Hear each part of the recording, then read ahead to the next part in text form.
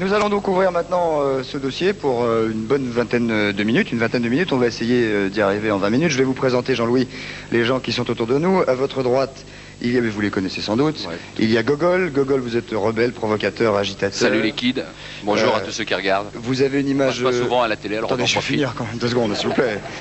Vous avez une image scandaleuse qui vous a amené à être connu de tout le monde rock. Et la première question que je voudrais vous poser, très rapidement, pourquoi portez-vous une soutane? Ah, c'est une question vraiment difficile, mais c'est une question à laquelle je peux résoudre. Rapidement. Voilà, l'homme enlève sa soutane et il reste bonhomme. Très bien. Très bien. À votre droite, il y a François. François, vous êtes leader des Garçons Bouchers. Et c'est plus l'émission sur les abus sexuels, là? Non. Ah bon? Non, attendez. C'est malin de me faire ça. Vous êtes donc leader des Garçons Bouchers, créateur de Boucherie Productions. C'est un label indépendant. On va avoir à parler d'ici quelques minutes de différents labels, des grandes maisons de disques et des moins grandes maisons. Votre couleur, c'est le rock'n'roll. Est-ce qu'on peut dire ça comme ça? Oui, si on veut. Oui, ben, ça tombe bien. À votre droite, il y a François et Laurent, tous deux des Béruriers Noirs. Salutations Bérurières. Bonjour. Je crois que c'est une des rares fois où vous venez sur un plateau de télévision, donc d'ores et déjà C'est vrai que c'est un peu chiant, ça se passe un peu bizarre quoi. Pourquoi chiant? Bah je sais pas, il y a plein de monde, tout ça, c'est un petit peu... C'est un plateau de télévision, mais je suis tout à fait content de vous faire découvrir ça. Je tiens à dire qu'on est leader de rien du tout. Hein. Non, non, voilà. J'ai rien dit. Okay. J'ai dit que vous étiez Bérurier Noir, c'est parfait. En haut, à ma gauche, sur les chaises d'arbitre, il y a 2 observateurs qui donneront leur avis tout à l'heure. Il s'agit de Jean-Pierre Tardif. Vous êtes docteur en médecine, journaliste musical. Vous avez écrit dans plusieurs revues. Vous avez des choses à dire sur le rock. Du style, le rock me paraît dangereux et agressif. Mais on va y venir tout à l'heure. À côté de vous, il y a le docteur Gérard Swank, chirurgien et sexologue, qui s'est penché sur l'étude des comportements, l'éthologie, qui est musicien, et qui en 77 était l'auteur d'un livre intitulé À contre-bruit. Dr Swank, vous dites du rock, le contenu culturel est extrêmement faible. Le rock est une façon nulle d'occuper le terrain intellectuel et le terrain culturel. On va en parler d'ici quelques secondes. Ensuite, laissez-moi finir, soyez gentil. À ma gauche, il y a Fabrice Nataf, directeur artistique de Virgin France, qui est une grosse maison de disques. Vous décidez donc quasiment seul dans votre maison de signer des contrats avec tel ou tel artiste. Ouais, vous allez nous expliquer la direction de vos choix. À votre gauche, il y a Gérard Louvain, producteur d'émissions célèbres de variété et divertissement sur TF1, qui a travaillé pendant de nombreuses années avec de nombreux chanteurs, dont Claude François, Alain Chamfort, Lio, Sylvie Joly, Gilbert Montagnier, et qui actuellement travaille avec Michel Lève, et plus particulièrement est producteur de Florent Pagny. Et à votre gauche, enfin, à votre droite et à ma gauche, Henri de Bodina. Vous êtes, bonsoir Henri, président directeur général de CBS depuis 1985. CBS, c'est Cabrel, Goldman... The Clash, les Rolling Stones. Oui, mais pour rester français, Désirless et Soldat Louis. Ça, c'est un groupe de rock. Alors, est-ce que vous pouvez nous dire et nous expliquer ce qu'est le rock alternatif? Est-ce que d'abord, vous êtes des gens du rock alternatif? Moi, je peux expliquer. Moi, oui, tout le monde. Moi déjà, je peux expliquer par rapport déjà aux chaussettes. Tu vois, c'est... Non, on a déjà fait ça au ministre, ça a déjà été fait, les chaussettes. Non, mais en fait, eux, c'est les intermédiaires. C'est les marchands du rock. Alors, est-ce que vous avez un problème quand vous êtes indépendant et quand vous êtes... Il y a des solutions qui permettent d'aller directement du créateur au consommateur. D'ailleurs, on va vous montrer comment on fait. Bourreau, donne-moi ma valise. C'est votre bourreau, oui. On va écouter la musique de Gogol quand même pendant qu'il fait ce qu'il nous fait là. C'est pour vous dire à peu près ce que fait Gogol pour ceux qui ne le connaissent pas. Christian Kelly. Pour subtiliser le chant.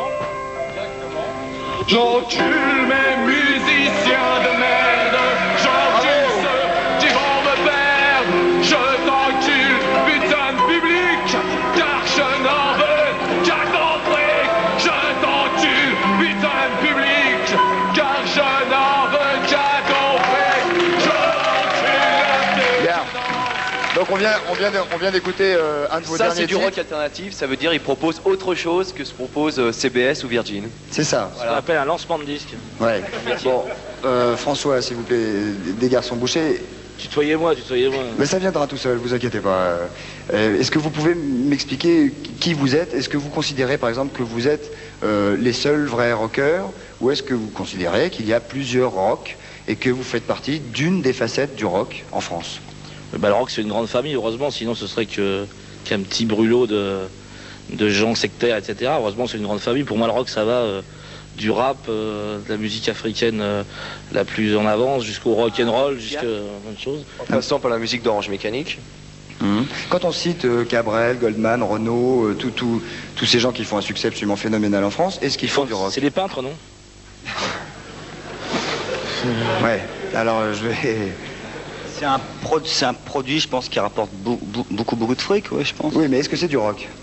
Parce que vous avez tendance à dire quand même que les seuls vrais représentants du rock, c'est vous. Peu importe que ce soit du rock ou pas du rock, c'est pas un problème. Hein. Non, mais c'est le débat de ce soir. Ouais, mais bon, ça nous intéresse pas, quoi. Nous, ce qui nous intéresse, c'est le rock alternatif, c'est le rock qui vient de la rue, c'est le rock qui vient des squats, c'est le rock qui bouge, quoi.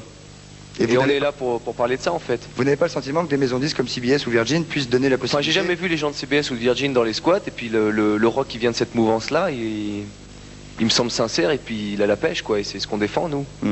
Est-ce que les grandes maisons sont des... absolument pas être un produit, ça c'est hyper important.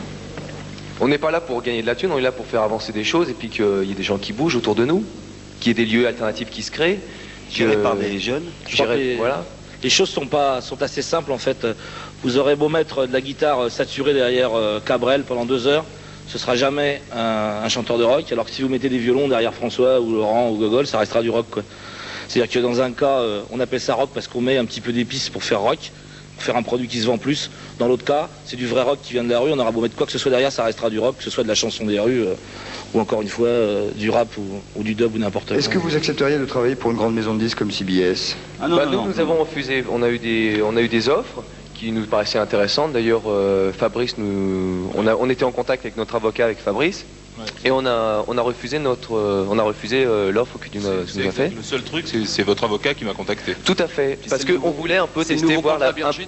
Vous avez parlé du nouveau contrat Virgin qui s'appelle Pieds-Poings-Liés, c'est ça? Ouais, c'est ça. Exactement. Et c'était un peu pour tester un peu la valeur d'un groupe comme Berrurier Noir, commercial. D'accord. Enfin, nous, ça nous intéresse pas. Enfin, le but quand on fait de la musique, quelle qu'elle soit, c'est d'avoir du succès et d'être quand même, j'imagine, quand on fait un métier public, c'est d'être entendu et d'être dans la lumière. Le meilleur moyen, c'est pas de rentrer. On l'est entendu, je crois.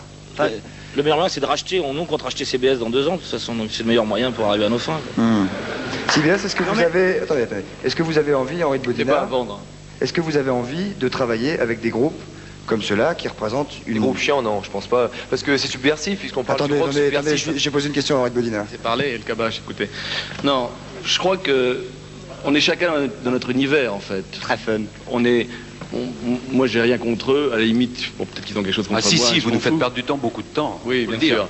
Mais on n'a rien l'un contre l'autre. Simplement, chacun dans son univers. On parle même plus de rock ou de pas rock. Eux, ils définissent le rock. Dès qu'il y a succès, c'est plus du rock.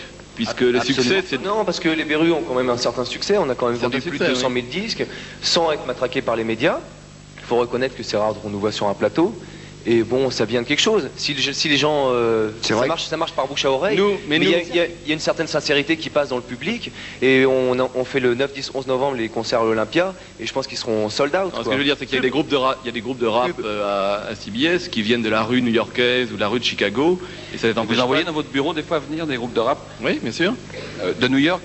LL Cool J. Parce que, bon, la majorité du temps, vous convoquez les gens dans un bureau, vous leur faites perdre beaucoup de temps, il y a beaucoup de négociations qui se passent. Bon, c'est pas le problème. Une manœuvre qui fait perdre beaucoup de temps aux artistes. Ce qui me gêne un peu, il y a vraiment un rapport avec le fric qui est pas très sain, je crois. C'est-à-dire qu'un groupe, on lui balance comme ça des briques et des briques, tu vois. Un peu le citron qu'on presse et puis on jette la peau. Bon ben, non mais c'est absolument faux ça, c'est complètement idiot de dire ça. C'est absolument faux. Bah Jean-Louis, qu'est-ce que t'en penses toi qui viens d'une major et puis... Moi je pense qu'on peut, avec une major, faire ce qu'on veut. Je pense qu'il faut commencer seul. Et que je pense que François, je sais pas s'il continue comme ça, mais qu'un jour il sera à la tête de quelque chose qui a bougé. Virgin peut-être de CBS, et que ça sera géré différemment, et que je pense que si on a du public derrière, par exemple vous les Berus, vous signeriez dans une grande maison, vous vendriez plus de disques, mais je crois que vous feriez exactement ce que vous voulez, parce qu'avec le pouvoir que vous avez, vous pouvez imposer non seulement de faire exactement ce que vous voulez, donc après... Ce qu'on veut faire, nous, c'est déclencher en France du rock. C'est-à-dire révolution culturelle dans le rock. Ouais, mais ça, c'est des organisateurs de concerts qui soient rock. des labels de disques qui soient rock, qui soient à base de jeunes et non pas à base de mecs qui sont là pour faire quand j'étais avec la thune et Téléphone, juste on de a la thune. commencé, on a fait pendant 3 ans comme vous, on a vendu les disques comme Gogol, sauf qu'on les lançait pas, on les donnait pour 5 balles à la sortie des concerts, on en a vendu 40 000 comme ça, et après au bout de 3 ans, on a eu ce pouvoir, on nous proposait les fameux contrats types. Et tout ça. Nous, on s'est dit, vous nous proposez un contrat type, nous on va faire notre contrat type. On a fait notre contrat de manière à avoir notre bagnole pour tourner, etc. Personne n'a jamais jeté l'œil sur nos disques, on les apportait finis avec la pochette. Personne m'a jamais dit, et même maintenant, ce que je devais faire, ce que je devais pas faire. On a utilisé ça comme un multiplicateur, mais on n'avait pas on n'était pas aussi organisé que vous et que François, on était 4, 5. Je crois que là, on est en plein dans une espèce d'univers un petit peu idéal. Je crois que c'est pas si simple que ça. Je crois qu'il existe quand même un énorme barrage et que